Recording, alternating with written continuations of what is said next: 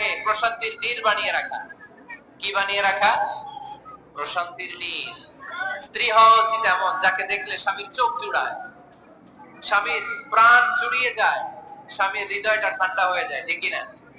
আর স্ত্রীর দিকে তাকালে যদি মেজাজ গরম হয়ে যায়, মেজাজ খিটখিটে হয়ে যায়, ঝামেলা আছে না নাই? ঝামেলা আছে।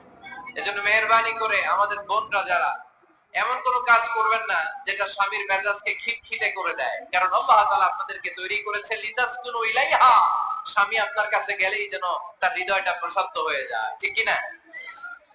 অনেক স্ত্রী আছে না জেনে না বুঝে স্বামীর সাথে এমন খিটখিটে মেজাজ দেখায় যেটা স্বামীর জন্য মেনে নেওয়া কষ্টকর। স্বামীর জন্য একটা ত্রাস হয়ে দাঁড়ায় স্ত্রী, ত্রাস। অনেক স্বামী আছে স্ত্রীর এরকম আচরণের কারণে, অতিরিক্ত প্রেসার ক্রিয়েট করার কারণে স্ত্রীদেরকে ভয় পায়। এজন্য বোনদেরকে বলবো লিতাসকুনু ইলাইহা, এমন ভাবে আপনি আপনার স্বামীর সামনে নিজেকে প্রেজেন্ট করেন যাকে আপনাকে দেখলে আপনার স্বামীর চোখ জুড়িয়ে যায়, হৃদয়টা প্রশান্ত হয়ে যায়, আপনাকে দেখলেই আপনাকে ভালোবাসতে চায়, ঠিক কি না? এজন্য রব্বুল আলামিন বলেন আমি নারীদেরকে তৈরি করেছি লিতাসকুনু ইলাইহা, যেন পুরুষেরা স্ত্রীদের সংস্পর্শ যখন পায় পুরুষদের হৃদয়টাকে প্রশান্ত করে দেয় কে?